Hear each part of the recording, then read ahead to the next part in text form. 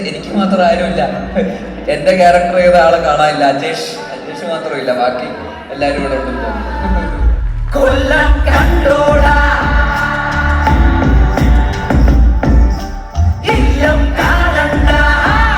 നല്ല സമയത്തും അതുള്ളതുകൊണ്ട് സിനിമ ഉണ്ടായി. അജേഷ് എന്ന് പറയുന്ന ക്യാരക്ടർ മനസ്സിൽ നിന്ന് പോകുന്നുണ്ടായിരുന്നു.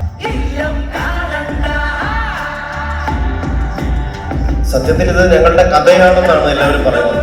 ഞങ്ങളുടെ കഥയല്ല, ഞങ്ങളുടെ ജീവിതമാണ്. ഒരുപാട് കഷ്ടപ്പെട്ടാണ് പൊന്മാൻ ചെയ്തത്. ഇങ്ങനൊന്നും സംസാരിക്കണമെന്നും അറിയില്ല. ഒന്ന്, രണ്ട്, ഈ ഒരു സിനിമ ചെയ്യണമെന്ന് ഒരു ആഗ്രഹം മനസ്സിൽ വന്നിരുന്നു. അപ്പം കലാസംവിധാനം നല്ല സമയത്ത് ഒരു സിനിമ ചെയ്യണമെന്നൊരു ആഗ്രഹം ഉണ്ടായിരുന്നു. അപ്പം ഒരു സുഹൃത്ത് എന്നോട് പറഞ്ഞത്, എടാ ഞങ്ങൾ കുറേ സുഹൃത്തുക്കൾ വന്നിട്ടുണ്ട്, നമ്മുടെ നല്ല ചെറുപ്പക്കാരായിരിക്കുന്നവരെല്ലാം ഈ കഥയുടെ ആൾക്കാരായിരിക്കുന്നു മൊത്തം. അപ്പം ഞങ്ങൾ തെണ്ടി നടന്ന കാലത്തെ ഞങ്ങളുടെ അനുഭവങ്ങൾ സിനിമയാക്കിക്കൂടെ എന്നൊരു സുഹൃത്ത് പറഞ്ഞു. അങ്ങനെയാണ് ഞാൻ തപ്പി തേടി ഇന്ദുവഞ്ചേട്ടനെ കാണാൻ ചെല്ലുന്നത്. അപ്പോൾ ഇന്ദുവഞ്ചേട്ടൻ നിന്ന് ആദ്യത്തെ ദിവസം തന്നെ എന്നെ കേട്ടോട്ടടിച്ചു. കഥയില്ല, എഴുതാൻ പറ്റൂല അതൊക്കെ പറഞ്ഞ് പുള്ളി ഒഴിവാക്കി. ഞാൻ പിന്നെയും ചേട്ടനെ വിളിക്കും, ചേട്ടൻ്റെ പോവും. അപ്പം കോവിഡ് വന്നു. അപ്പം ഞങ്ങളുടെ കഥകൾ മുഴുവൻ, ഞങ്ങളുടെ ജീവിതത്തിൽ നടന്നിട്ടുള്ള ഞങ്ങളുടെ അനുഭവങ്ങൾ മുഴുവൻ, ഞങ്ങളുടെ കഷ്ടപ്പാട്, ഞങ്ങളുടെ സങ്കടങ്ങൾ, ഞങ്ങളുടെ പോരായ്മകൾ, ഞങ്ങളുടെ എന്തൊക്കെയാ ഉള്ള അതെല്ലാം ഇന്ദുവഞ്ചേട്ടനോട് പറഞ്ഞു കൊടുത്തിരുന്നു. അപ്പോൾ ഇന്ദുവഞ്ചേട്ടൻ പറഞ്ഞതിനകത്ത് കഥയൊന്നുമില്ല, ജോഷ് വേറെ ആരെങ്കിലും നോക്കെന്ന് പറഞ്ഞു. അപ്പം ഞാൻ പറഞ്ഞില്ല ചേട്ടാ, ഇതൊരു കൊല്ലത്ത് നടക്കുന്നൊരു കഥയാണ്, അപ്പോൾ ഒരു കൊല്ലംകാരൻ എഴുതണമെന്ന് പറഞ്ഞു. അതിൽ പുള്ളി ഒന്ന് അനങ്ങി. കൊല്ലത്ത് എന്ത് കഥ? അപ്പൊ നമ്മൾ ഇതെല്ലാം നടന്നത് കൊല്ലത്താണ്. അപ്പൊ പുള്ളി പറഞ്ഞപ്പോൾ പുള്ളിയുടെ സുഹൃത്തുക്കളൊക്കെ എന്റെയും സുഹൃത്തുക്കളാണ്. ആ സുഹൃത്തുക്കളൊക്കെ തന്നെയാണ് ഈ കഥാപാത്രങ്ങളും. നമ്മുടെ ബാസ്റ്റിൻ, മറുതാലാലു എന്ന് പറയുന്നതെല്ലാം ഈ ഒറിജിനൽ ആൾക്കാർ തന്നെയാണ്. അപ്പൊ പുള്ളിക്കാരൻ എഴുതാമെന്ന് തീരുമാനിച്ചു. അങ്ങനെ ഞങ്ങൾ ആവേശത്തോടെ ഇരിക്കുന്ന സമയത്താണ് കോവിഡ് വരുന്നത്. പിന്നെയും പോയി. അദ്ദേഹത്തെ പിന്നെ 2 വർഷം കഴിഞ്ഞാൽ കാണുന്നത്. എന്നാലും ഞാൻ വിളിക്കുമായിരുന്നു. അപ്പൊ അങ്ങനെ ഇടയ്ക്കൊക്കെ പറയും, ജോഷെ നമുക്ക് നോക്കാമെന്നൊക്കെ പറയും. അങ്ങനെ ഒരു ദിവസം ഇന്ദുവഞ്ചേട്ടൻ പറഞ്ഞ്, ജോഷെ ഞാനൊരു സാധനം അയച്ചു തന്നിട്ടുണ്ട്, ജ്യോതിഷൊന്ന് വായിച്ചു നോക്കുമെന്ന് പറഞ്ഞു. അപ്പോൾ അന്ന് എനിക്ക് പ്രിന്റ് അടിക്കാൻ പറ്റിയില്ല. ഞാൻ എൻ്റെ മൊബൈലിൽ അത് വായിച്ചിട്ട് എനിക്ക് ഒരു 13 പേജായിരുന്നു എന്ന് എനിക്ക് തോന്നുന്നു. 13 പേജ് വായിച്ചിട്ട് എൻ്റെ കണ്ണിൽ കൂടെ വെള്ളം വന്നു. അപ്പം തന്നെ ഞാൻ സാനിച്ചേട്ടനിടയ്ക്ക് വിളിച്ചു, സാനിച്ചേട്ടാ ഇന്ദുവഞ്ചേട്ടൻ്റെ കഥ വന്നിട്ടുണ്ട്, നിങ്ങൾ ചെയ്യുമോ എന്ന് ചോദിച്ചു. ഇദ്ദേഹം പറഞ്ഞ് കഥ കൊള്ളാമെങ്കിൽ ഞാൻ ചെയ്യാൻ ചോദിച്ചായിരുന്നു. പ്രതീക്ഷയില്ലായിരുന്നു. കോവിഡ് സമയത്ത് ബൈക്കെടുത്ത് അദ്ദേഹത്തിൻ്റെ വീട്ടിൽ പോയി. അവിടെ ചെന്ന് കഥ കൊടുത്ത് തിരിച്ചു പോയി. വീട്ടിലെത്തിയപ്പോൾ അദ്ദേഹം പറഞ്ഞു, ജോയിഷേ ഞാൻ ഈ സിനിമ ചെയ്യാം. അപ്പം അദ്ദേഹം ആർക്കറിയാം സിനിമയുടെ തിരക്കഥ എഴുതുന്ന സമയമായിരുന്നു വീട്ടിലിരുന്ന്. അപ്പം സാനിച്ചേട്ടനായി, ഇന്ദുവഞ്ചേട്ടനായി, സാനിച്ചേട്ടനായി, ഇനി ഒരു നടനെ വേണം. അങ്ങനെ അന്വേഷിച്ച് 1-2 നടന്മാരുടെ പുറകെ പോയി. അവർ ചെയ്യാമെന്നൊക്കെ പറഞ്ഞു. അവർ എന്തോ സംഗീത കാരണങ്ങൾ ചെയ്തില്ല. അങ്ങനെ ഇരിക്കുമ്പോഴാണ് എൻ്റെ മനസ്സിലേക്ക് ബേസിൽ വരുന്നത്. അപ്പം ഞാൻ ഹൈദരാബാദിൽ ഒരു തെലുങ്ക് പടത്തിൻ്റെ ഷൂട്ടിലായിരുന്നു. അവിടെ നിന്ന് ഞാൻ ബെന്നി കട്ടപ്പനെ വിളിച്ച് പറഞ്ഞു, ബെന്നി ആ പുസ്തകം എടുത്തൊന്ന് ബേസിലിന് കൊടുക്കുമെന്ന് ചോദിച്ചു. ബെന്നി എന്തോ നല്ല കാലത്തിനും നല്ല സമയത്തും അതുള്ളതുകൊണ്ട് സിനിമ ഉണ്ടായി. ആ ബുക്ക് എടുത്ത് ബേസിലിനെ ഏൽപ്പിച്ചു. ബേസിൽ ചെയ്യാമെന്ന് ഏറ്റു. അപ്പം രഞ്ജിത്ത് കർണാകനാണ് പറയുന്നത്, എടാ ഉഗ്രൻ കഥയാണ്, നീ അത് എനിക്ക് തന്നാൽ ഞാൻ അജിത്ത് വിനായകയെ കൊണ്ട് സിനിമ ചെയ്തു തരാം എന്ന് പറയുന്നു. ആ വിശ്വാസത്തിന്റെ പുറത്ത് നമ്മൾ അജിത്ത് വിനായകയിലേക്ക് എത്തുന്നു. അങ്ങനെ പൊന്മാൻ ഉണ്ടായി. പിന്നെ സജിൻ, ലിജോ മോള്, ഇരിക്കുന്ന ആനന്ദ്, എല്ലാ ആൾക്കാരും ചേർന്നാണ് പൊന്മാൻ. എൻ്റെ മാത്രം കഴിവല്ല.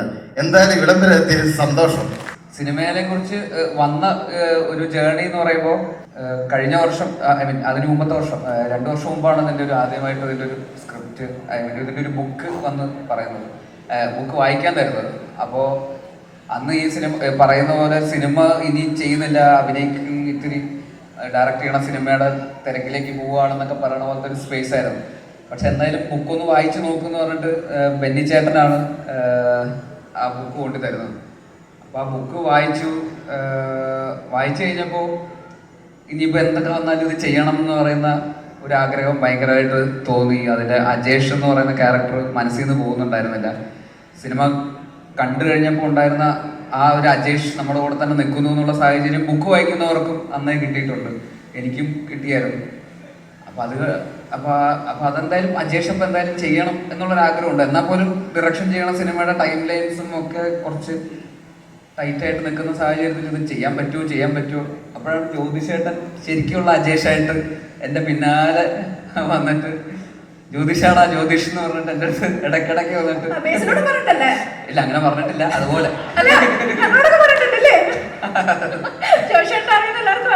ആ ഒരു ലൈൻ. അപ്പോ അങ്ങനത്തെ ഒരു സാഹചര്യത്തിൽ പിന്നെ ഇതിന്റെ വേറെ രണ്ട് ഇതില് ഈ കാതൽ എന്നൊക്കെ പറഞ്ഞ സിനിമയുടെ റൈറ്റർ പോൾസൺ, പിന്നെ അരുൺ അനിരുദ്ധൻ, മിന്നൽ മുരളിയുടെ ഒക്കെ കോ റൈറ്റർ, ഇവരും ആ സമയത്ത് എൻ്റെ കൂടെ ഞാൻ ഡയറക്റ്റ് ചെയ്യുന്ന സിനിമയുടെ എഴുത്തിൽ ഉള്ള സമയമായിരുന്നു. അപ്പോൾ അവരും ഈ ബുക്ക് മുമ്പ് വായിച്ചിട്ടുണ്ട്. അപ്പോൾ അവരും ഇടയ്ക്കിടയ്ക്ക് എൻ്റെ അടുത്ത് വന്നിട്ട് ഞാൻ തന്നെ ഡയറക്റ്റ് ചെയ്യാൻ പോണ സിനിമയുടെ റൈറ്റേഴ്സാണ്, ഞാൻ ഈ ഒരു സിനിമ പോയി കമ്മിറ്റ് ചെയ്താൽ അവരുടെ സിനിമ ഡിലേ ആവും. എന്നിട്ട് അവർ പറയും ചേട്ടാ അത് ഡിലേ ആയാലും കുഴപ്പമില്ല, ചേട്ടനത് ചെയ്യണം എന്ന് പറഞ്ഞിട്ട് എന്നെ വീണ്ടും വീണ്ടും പ്രോത്സാഹിപ്പിച്ച് ശരി എന്നാൽ പിന്നെ ചെയ്തേക്കാം എന്ന് പറയുന്നത്. അപ്പോൾ അതിന് ആ ഡിസിഷൻ എടുക്കുന്ന ഒരു മൊമെൻ്റ് ആയിരുന്നു ഇതിൽ ഏറ്റവും വലിയ, എൻ്റെ ജീവിതത്തിൽ ഏറ്റവും വലിയ ഒരു അഭിനയ ജീവിതത്തിലൊരു വഴിത്തിരിവ് എന്ന് പറയുന്നത്. അങ്ങനെ ആ സിനിമയെ കുറിച്ച് അന്നേ കൃത്യമായിട്ട് മനസ്സിലാക്കാൻ പറ്റിയ കുറച്ച് ആളുകൾ അന്ന് നമ്മുടെ കൂടെ ഉണ്ടായിരുന്നതുകൊണ്ട് കൃത്യമായിട്ട് സംഭവിച്ചു. പിന്നീട് ജസ്റ്റിൻ മാത്യു, മിന്നൽ മുരളിയുടെ തന്നെ കോറായിട്ട് ജസ്റ്റിൻ ഈ സിനിമയുടെ ഭാഗമായി. അപ്പോൾ ജസ്റ്റിനും വോളണ്ടിയറിനും കൂടെ ഇതിൻ്റെ ഒരു എഴുത്ത് ആ ഒരു സൈഡിൽ കൂടെ പോയി. പിന്നെ അപ്പോൾ നിർമ്മിക്കാനായിട്ട് ഇതിൻ്റെ അകത്തോട്ട് മുന്നോട്ട് വന്നത് അജിത് വിനായക ഫിലിംസാണ്. അപ്പോൾ അജിത് ഏട്ടനും മറ്റൊരു അജേഷാണ് ഈ പറയുന്ന പോലെ ഒരുപാട് സിനിമകൾ കൂട്ടായ്മയാണ്. അപ്പോൾ അദ്ദേഹവും മുമ്പും സിനിമകളൊക്കെ പ്രൊഡ്യൂസ് ചെയ്തിട്ടും ഇങ്ങനെ ചിലതൊന്നും അങ്ങനെ വിജയിക്കാതെയൊക്കെ പോയ സാഹചര്യത്തിൽ ഒരു മെയിൻ സ്ട്രീം ഒരുവിധപ്പെട്ട ഒരു പ്രൊഡ്യൂസറൊക്കെ ഇനി പ്രൊഡ്യൂസ് ചെയ്യുന്നില്ല എന്നൊരു തീരുമാനം എടുക്കുന്ന സാഹചര്യം ഉണ്ടായിട്ട് പോലും ഒരെണ്ണം ഹിറ്റടിച്ചിട്ടേ ഉള്ളൂ എന്നുള്ള രീതിയിൽ അജിത്താണ് അജിത്ത് എന്ന് പറഞ്ഞ് മുന്നോട്ട് അവസാനം വരെ നിന്ന് പോരാടിയ ഒരു പ്രൊഡക്ഷൻ ഹൗസാണ്. അപ്പോൾ ആ ക്രെഡിറ്റ് തീർച്ചയായിട്ടും, അതായത് അത്രയും പരാജയങ്ങൾ നേരിട്ടിട്ടും അവസാനം വരെ ഇത് നേടിയെടുത്തത് അവരുടെ കൂടെ ഭയങ്കരമായിട്ടുള്ളൊരു കഴിവ് തന്നെയാണ്. അപ്പോൾ അങ്ങനെ ഒരുപാട് അജേഷുമാർ ഒരുമിച്ച് ചേർന്ന് സിനിമയ്ക്ക് അകത്തും പുറത്തും ഒക്കെ അജേഷുമാർ ഉള്ള ഒരു സിനിമ കൂടിയാണ്. അപ്പോൾ ഇതിൻ്റെ എൻറ്റയർ പ്രോസസ്സിൽ ഇതുപോലെ ഈ സിനിമ എന്ന് പറയുമ്പോൾ അങ്ങനെ നമുക്ക് എന്താ പറയുക, അതിൻ്റെ ഒരു ലുക്ക് ആൻഡ് ഫീലും അതിൻ്റെ ഒരു ഭയങ്കര റോ ആയിട്ടുള്ള സിനിമയാണ്. അതിലെ പെർഫോമൻസ് ആണെങ്കിലും ഒക്കെ അതിനോടുള്ള ഒരു സത്യസന്ധത നമ്മൾ കൊടുത്താൽ മാത്രമേ ആ സിനിമ അത് കൺവിക്ഷൻ ആ സംവിധായകനും എഴുത്തുകാരന് കണ്ട രീതിയിലേക്ക് അത് വരാൻ പറ്റുള്ളൂ. അപ്പോൾ ആ ആത്മാർത്ഥത ഇതിലെ എൻറ്റയർ ക്രൂ കാസ്റ്റ് എല്ലാവരും അതിലേക്ക് ഇൻവോൾവ് ചെയ്തിട്ടുണ്ട്. ഇപ്പോൾ ലിജോ ആണെങ്കിലും ക്യാരക്ടറിൻ്റെ ആ ഒരു റിയലിസം ഭയങ്കരമായിട്ട് പുള്ളി പുഷ് ചെയ്തിട്ടുണ്ട് നന്നായിട്ട്. അതുപോലെ സച്ചിനാണെങ്കിലും ഈ പറയുന്ന സച്ചിൻ കൊച്ചിയിലുള്ള ഒരാളാണ്, കൊല്ലത്തുള്ളൊരു ക്യാരക്ടർ ചെയ്യുന്നു. അപ്പോൾ അതിൻ്റേതായിട്ടുള്ള അത്ര എളുപ്പത്തിൽ അങ്ങനെ സ്വിച്ച് ചെയ്യാൻ പറ്റില്ല. എന്നാൽ പോലും അത് കായികമായിട്ടും ആ ഫിസിക്കും ഒക്കെ ബിൽഡ് ചെയ്യാൻ വേണ്ടിയിട്ടും അല്ലാതെയും ക്യാരക്ടറിലേക്ക് കയറാനും ഒക്കെ ആയിട്ട് ഭയങ്കരമായിട്ടുള്ള ശ്രമം നടത്തിയിട്ടുണ്ട്. ഇതിലെ ഇപ്പോൾ സാനു ചേട്ടൻ ഇതിൻ്റെ സിനിമാറ്റോഗ്രാഫറാണ്. സാനു ചേട്ടനാണെങ്കിലും ആ ഒരു ഈ സിനിമയുടെ ഒരു വിഷൻ എന്താണെന്നുള്ളത് കൃത്യമായിട്ട് മനസ്സിലാക്കുകയും അതിന് വേണ്ടിയിട്ട് രാവും പകലും അങ്ങനെ ഒരു ജീനിയസ് വർക്കാണ് നമ്മളത് കണ്ടുകൊണ്ടിരിക്കുന്നത്. അദ്ദേഹം വർക്ക് ചെയ്യുമ്പോഴും നമുക്ക് ഒരു ടൈം ലൈൻസ് ഒക്കെ ഭയങ്കര ടൈറ്റ് ടൈം ലൈൻസ് ആയിരുന്നു. രാത്രിയും പകലൊക്കെ ഷൂട്ടാണ്, എല്ലാ ദിവസവും ഷൂട്ട്, എല്ലാ ദിവസവും രാത്രിയും പകലും നമുക്ക് ചെളി കിടന്ന് മറ്റേ ചെയറൊക്കെ നിന്നിട്ട് ഇങ്ങനെ രാത്രി ഒരു 7-8 ദിവസം അതിൻ്റെ അകത്ത് എന്നൊക്കെ പറഞ്ഞ് ത്രൂ ഔട്ട് ഇതിൻ്റെ ഒരു പ്രോസസ്സ് ഭയങ്കര ഹെക്റ്റിക് ആയിരുന്നു. പക്ഷെ അങ്ങനെയൊക്കെ പോലും ഉറക്കമൊന്നുമില്ലാതെ ഇതിൻ്റെ കൂടെ ആ ഒരു പാഷൻ അങ്ങനെ മുറിയാതെ കണ്ടിന്യൂസ്ലി നിന്നതിൻ്റെയൊക്കെയാണ് ഇതിൻ്റെയൊക്കെ. അപ്പോൾ സാനു ചേട്ടനും പിന്നെ അതുപോലെ ബാക്കി ഇതിൽ വളരെ നമുക്ക് അത്ര പ്രോമിനൻ്റ് അല്ലാത്ത പോപ്പുലർ അല്ലാത്ത ഒരുപാട് ആക്ടേഴ്സ് അവിടുത്തെ കൊല്ലം എന്ന് പറയുന്ന സ്ഥലത്തെ റെപ്രസെന്റ് ചെയ്തിട്ടുള്ള ഒരുപാട് ആക്ടേഴ്സ് ഇതിൽ അഭിനയിച്ചിട്ടുണ്ട്. അവരാണെങ്കിലും ഈ സിനിമയിലെ റിവ്യൂസ് വന്നതിന് ശേഷം ഏറ്റവും കൂടുതൽ വന്നത് ഇതിലെ പെർഫോമൻസുകളെ കുറിച്ചാണ്.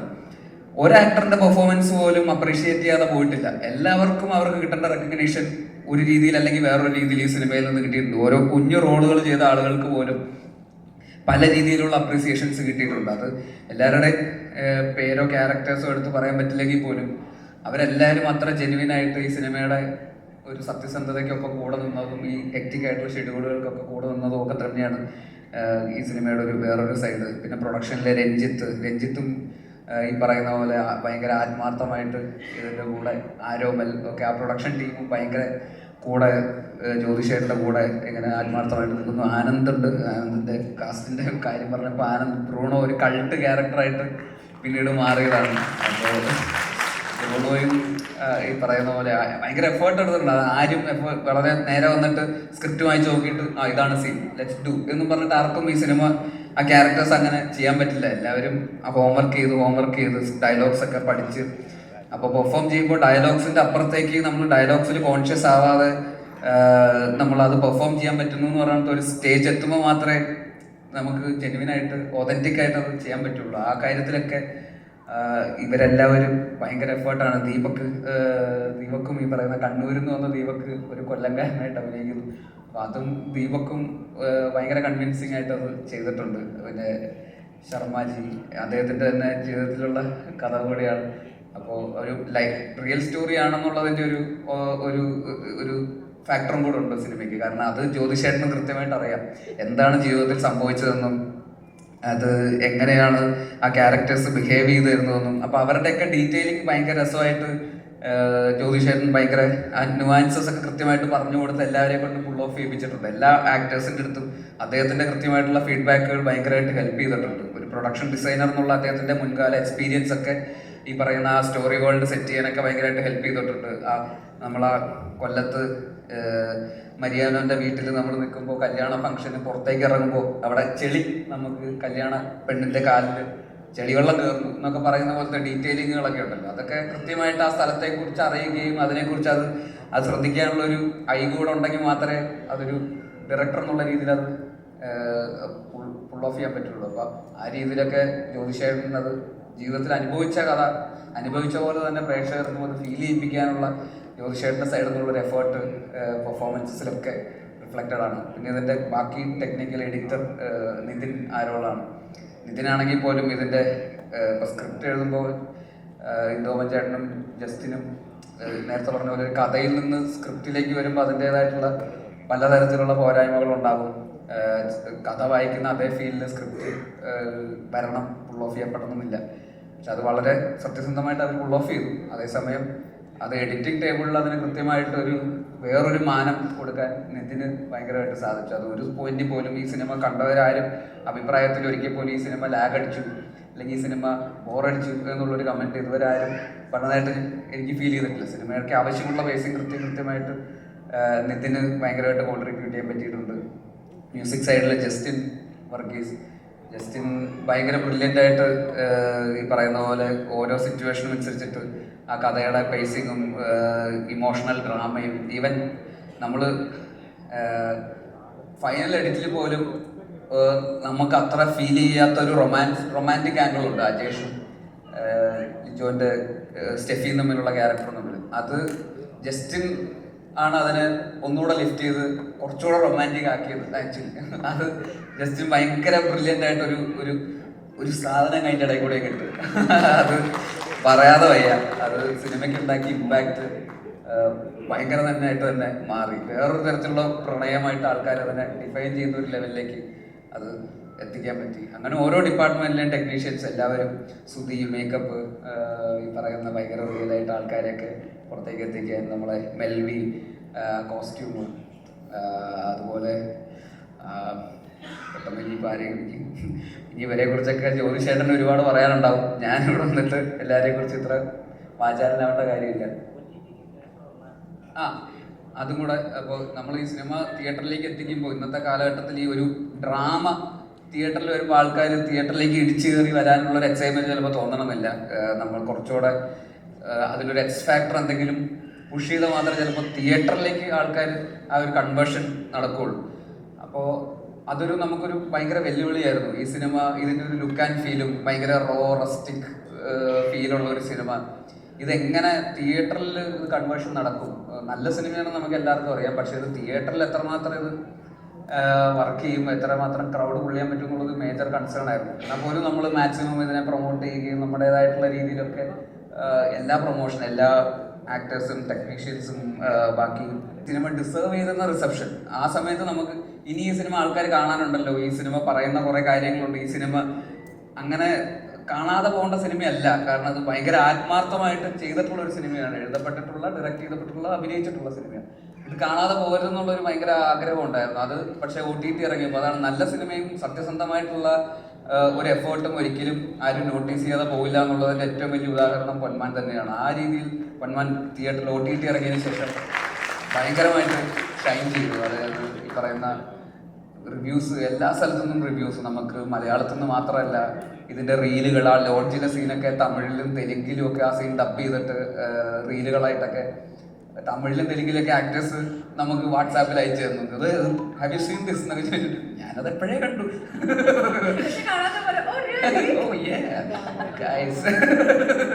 അപ്പോ ഇത് ഭയങ്കര റിലേറ്റബിൾ ആണല്ലോ. ഇത് ഇവഞ്ച്വലി ഇത് ഒരു ഗോൾഡിന് റിലേറ്റ് ചെയ്തിട്ടുള്ള ഒരു സിനിമയാണെങ്കിൽ പോലും അജേഷിന്റെ ക്യാരക്ടർ, അജേഷിന്റെ ഫൈറ്റ്, അത് ഒരുപാട് പേർക്ക് റിലേറ്റ് ചെയ്യാൻ പറ്റുന്ന, ഒരു മെജോറിറ്റിക്ക് റിലേറ്റ് ചെയ്യാൻ പറ്റുന്ന, ഒരു മിഡിൽ ക്ലാസ് അല്ലെങ്കിൽ ലോവർ മിഡിൽ ക്ലാസ്സിൽ നിൽക്കുന്ന ജീവിക്കാൻ വേണ്ടി ഫൈറ്റ് ചെയ്യുന്ന ഒരുപാട് ചെറുപ്പക്കാരെ പ്രതിനിധാനം ചെയ്യുന്ന കറക്റ്റല്ലേ ഒരു ക്യാരക്ടറാണ്. അതന്നെ അങ്ങനെ പറഞ്ഞു, ക്യാരക്ടർ എന്നുള്ള രീതിയിൽ അജേഷ് ഒരുപാട് പേർക്ക് ഭയങ്കര കൂടെ തന്നെ തിയേറ്ററിൽ നിന്ന് ഇറങ്ങിയപ്പോഴും അല്ലെങ്കിൽ OTT ഇത് കണ്ടു കഴിഞ്ഞാൽ ഒരുപാട് അഭിമാനിക്കുന്നു. എല്ലാവർക്കും ഇതിന്റെ കൂടെ സഞ്ചരിച്ച് ഇവിടം വരെ എത്തിച്ച എല്ലാവരോടുള്ള നന്ദി അറിയിച്ചു. പൊന്മാൻ എന്ന സിനിമ തിരക്കഥാ രൂപത്തിൽ വായനക്കാരുടെ മുന്നിലേക്ക് എത്തുകയാണ്. പൊന്മാൻ. എല്ലാവർക്കും നമസ്കാരം. ഞാൻ ആവേശം റിലീസായിട്ടില്ല, അതിനുശേഷം ചെയ്ത സിനിമയാണ്. അപ്പോൾ അതിൽ വെച്ച് ഹ്യൂമറാണെങ്കിലും ഒരു സീരിയസ് പരിപാടിയാണ്, അത്രയും ഇതുള്ളൂ. വളരെ സന്തോഷമുണ്ട് ഈ വേദിയിൽ നിൽക്കാൻ പറ്റിയത്. ഒരു നോവല് സിനിമയായി മാറുകയും അത് ഹിറ്റാവുകയും ചെയ്യാന്നുള്ള ചെറിയൊരു കാര്യമല്ല. അപ്പോൾ അതിൻ്റെ ഭാഗം പറ്റിയത് വളരെ സന്തോഷമുണ്ട്. ഒരുപാട് അപ്രീസിയേഷൻ കിട്ടിയ ഒരു ക്യാരക്ടറാണ് മരിയാനോ. അത് എന്നെ വിശ്വസിച്ച് ഏൽപ്പിച്ച ജ്യോതിഷനും നന്ദി, ഇന്ദുവഞ്ചനും നന്ദി. അതുപോലെ തന്നെ എൻ്റെ ഒപ്പം വർക്ക് ചെയ്ത കോ ആർട്ടിസ്റ്റുകളായിട്ടുള്ള ബേസിൽ ആനന്ദ് മൻമദലി, ജോമോൾ, അവർക്കൊക്കെ നന്ദി. കുറെ കാലത്തിന് ശേഷം പൊന്മാനിലെ എല്ലാ ടീം അംഗങ്ങളെയും കാണാൻ സാധിച്ചു എന്നുള്ളൊരു സന്തോഷം കൂടി പങ്കുവെക്കുന്നു. Thank you. പൊന്മാൻ എന്നുള്ള സിനിമയുടെ ഫസ്റ്റ് ലുക്ക് പോസ്റ്റർ ഇറങ്ങുന്നത് മുതൽ ഒരു സിനിമയുടെ കണ്ടന്റ് ഇറങ്ങുന്നതിൽ ഡയറക്ടർ കാണിച്ചിട്ടുള്ള ഒരു വൃത്തിയുണ്ട്, അതിൻ്റെ ഒരു ഐഡിയോളജി അന്ന് മുതൽ ശ്രദ്ധിച്ചിട്ടുള്ള സിനിമയാണ്. സിനിമയിലെ ഒരു പ്രധാനപ്പെട്ട വസ്തുവായ പ്രൊഡക്ഷൻ ഡിസൈൻ എന്നുള്ള സ്ഥാനത്ത് നിന്ന് സക്സസ്ഫുൾ ആയിട്ടുള്ള ഒരു ഡയറക്ടർ ആവുക എന്ന് പറയുന്നത് ഒരിക്കലും ചെറിയൊരു കാര്യമല്ല. അത് വലുതാണ്. മലയാള സിനിമയിൽ ഏത് നടൻ്റെ ഡേറ്റ് കിട്ടുന്ന ഒരു ഡയറക്ടറായി ജ്യോതിഷ്കുമാറിൽ സന്തോഷം. അത് എല്ലാവരും പറഞ്ഞതിൽ നിന്ന് തന്നെ ഒരു സിനിമ ഉണ്ടാക്കുന്നത് ചിലപ്പോൾ എളുപ്പമായിരിക്കും, ഒരു പ്രൊജക്റ്റ് ഉണ്ടാക്കുമായിരിക്കും, എന്തു ചേട്ടനൊക്കെ ഉള്ളതുകൊണ്ടൊക്കെ തന്നെ. പക്ഷെ അത് സക്സസ്ഫുൾ ആക്കുക എന്ന് പറഞ്ഞാൽ അത് കഴിവ് തന്നെയാണ്. അത് വലിയ ഡയറക്ടേഴ്സിൻ്റെ പട്ടികയിൽ കഥൻ സാറാണ് അതിനു മുമ്പ് പല ആർട്ടിൽ വർക്ക് ചെയ്തിട്ടുള്ള പല ആളുകളും ഡയറക്ടേഴ്സ് ആയിട്ടുണ്ട്. വലിയ ലെവലിലേക്ക് ജ്യോതിഷിൻ്റെ യാത്ര നടക്കട്ടെ എന്ന് ആശംസിക്കുന്നു. ഒപ്പം പെർഫോമൻസുകളെല്ലാം ബേസിൽ സച്ചിൻ, ലിജോ, ദീപക്, ആനന്ദ് എല്ലാവരും ഭയങ്കര രസമുള്ളൊരു സിനിമയായിരുന്നു. ഞാൻ എൻജോയ് ചെയ്തൊരു സിനിമയായിരുന്നു. പിന്നെ ഇന്ദു ചേട്ടൻ്റെ കഥാപാത്രങ്ങൾ എന്താ പറയുക, അങ്ങനെ ഒരു വായിച്ചപ്പോഴൊക്കെ തോന്നിയിട്ടുള്ള അഭിനയിക്കണം എന്ന് ആഗ്രഹമുള്ള പല വേഷങ്ങളുണ്ട്. അത് ഒരു ആഗ്രഹം ഈ അജീഷിന്റെ കണ്ടപ്പോൾ പോലും അത്രയും ഡീറ്റെയിലിംഗ് ഉള്ള എഴുത്തായിരുന്നു രണ്ടുപേരും എഴുതിയത്. ആ സിനിമയ്ക്ക് ഈ ഒരു വിജയം സമ്മാനിച്ചത് പ്രേക്ഷകനാണ്, അത് തിരിച്ചറിവാണ്. അത് പ്രൊഡ്യൂസ് ചെയ്ത അജിത്തേട്ടൻ, അത് വളരെ അടുത്തൊരു സുഹൃത്താണ് അജിത്തേട്ടൻ, team Ajith Vinaya films teams എല്ലാവരും. സന്തോഷം എന്നെ വിളിച്ചതിലും ഇവിടെ വരാൻ പറ്റിയതിലും. Thank U.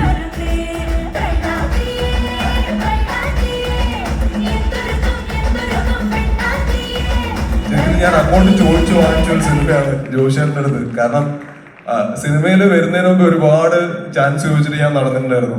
അപ്പം സിനിമ വന്നു കഴിഞ്ഞിട്ട് പിന്നെ ചെറിയ ചെറിയ സിനിമകളൊക്കെ ചെയ്യുന്നു, കുറച്ച് കുഴപ്പമില്ലാത്ത പൈസയൊക്കെ കിട്ടി. പിന്നെ എനിക്ക് ചാൻസ് ചോദിച്ചിട്ട് പടത്തിൽ അഭിനയിച്ചു കഴിഞ്ഞ് കഴിഞ്ഞാൽ പൈസ തരുമോ എന്നുള്ള ഡൗട്ടായി. ഞാൻ അങ്ങോട്ട് ചോദിച്ചിട്ട് അഭിനയിച്ചാൽ ചിലപ്പോൾ പൈസ തരൂല്ല എന്നുള്ളൊരു ഡൗട്ട് ചോദിക്കാൻ മടിയായി. പിന്നെ ഇപ്പൊ എന്റെ കല്യാണത്തിന്റെ തൊട്ട് മുന്നേ ഞാനിങ്ങനെ ആലോചിച്ചപ്പം കല്യാണത്തിന് കുറച്ച് പൈസ വേണം. അതിന് മുന്നേക്കെ എന്റെ കാര്യങ്ങളൊക്കെ നടന്നു പോകാനുള്ള പൈസയൊക്കെ എന്റെ കയ്യിലുണ്ട്. ഇപ്പം പിന്നെ കുഴപ്പമില്ല, അങ്ങനെ പോയിക്കോളും, പടം വരുമ്പം ചെയ്യാം എന്നുള്ള മൈൻഡ് സെറ്റിലാണ് ഞാൻ ചെയ്തുകൊണ്ടിരുന്നുണ്ടായിരുന്നത്. പക്ഷെ കല്യാണം എടുത്തപ്പോൾ പടമില്ല, പൈസയും ഇല്ല എന്നുള്ള അവസ്ഥയിൽ ഞാൻ എന്ത് ചെയ്യുമെന്ന് ആലോചിച്ചുകൊണ്ടിരിക്കുന്ന സമയത്ത് എനിക്ക് പരിചയമുള്ള കുറെ സിനിമാക്കാരൊക്കെ വിളിച്ചു, എന്തെങ്കിലും പരിപാടി ഉണ്ടെങ്കിൽ പറയണം, എന്തെങ്കിലും ഉണ്ടെങ്കിൽ പറയണം, എന്തെങ്കിലും സിനിമയിൽ എന്തെങ്കിലും ക്യാരക്ടർ ഉണ്ടെങ്കിൽ പറയണം എന്ന് ഞാൻ അങ്ങോട്ട് ചോദിക്കാൻ തുടങ്ങി. കാരണം ആവശ്യമാണ് നമ്മളെ ചോദിപ്പിക്കാന്ന് എനിക്ക് മനസ്സിലായി. അപ്പൊ അങ്ങനെ ഞാൻ ജോഷേട്ടൻ്റെ അടുത്ത് വിളിച്ചു. അപ്പൊ ജോഷേട്ടൻ പറഞ്ഞത് ഓൾറെഡി ആയി, കൊല്ലത്തുള്ള കുറെ പുതിയ ആൾക്കാരൊക്കെയാണ് അഭിനയിക്കുന്നതെന്ന് പറഞ്ഞു. ബേസിലുണ്ടെന്ന് എനിക്കറിയാം, സാഹചര്യമുണ്ടെന്ന് എനിക്കറിയാം. അപ്പം ഒരു പ്രതീക്ഷയിലാണ് നിൽക്കുന്ന സമയത്താണ് എൻ്റെ അടുത്ത് ഒരു ദിവസം വിളിച്ച് ഒരു ഫോട്ടോ അയച്ചു തരുമെന്ന് ചോദിച്ചു. അപ്പൊ എന്തോ ഭാഗ്യത്തിന് ഞാൻ കുറച്ച് മുടി വളർത്തി വെക്കുന്ന സമയമായിരുന്നു. ഒരു പണിയിലാണ് നിൽക്കുമ്പോൾ ഇങ്ങനെ വളരുന്ന മുടിയാ, അപ്പൊ അങ്ങ് വളർന്ന്. അപ്പൊ അത് അയച്ചെടുത്തപ്പോ പുള്ളിക്ക് തോന്നിയിട്ടുണ്ടാവും കർത്താവിന് കുറച്ച് മുടിയുണ്ട്, അപ്പൊ കുഴപ്പമില്ല എന്ന് പറഞ്ഞിട്ട് എന്നെ വിളിച്ചു.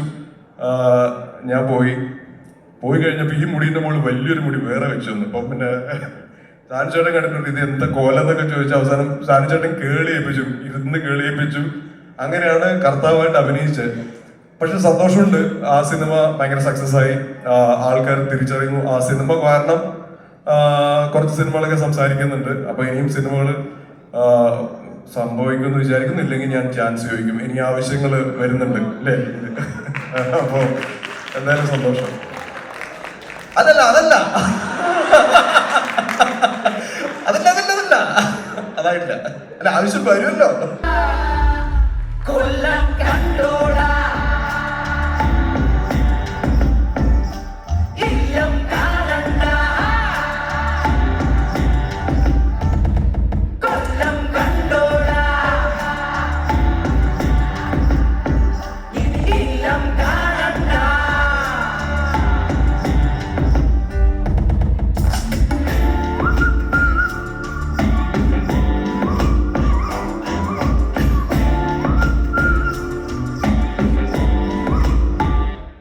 എനിക്ക് മാത്രം ആരുമില്ല, എന്റെ ക്യാരക്ടർ ചെയ്ത ആളെ കാണാനില്ല. അജേഷ് മാത്രമില്ല, ബാക്കി എല്ലാവരും ഇവിടെ ഉണ്ടെന്ന് തോന്നുന്നു. സത്യത്തിൽ ഇത് ഞങ്ങളുടെ കഥയാണെന്നാണ് എല്ലാവരും പറയുന്നത്. ഞങ്ങളുടെ കഥയല്ല, ഞങ്ങളുടെ ജീവിതമാണ്.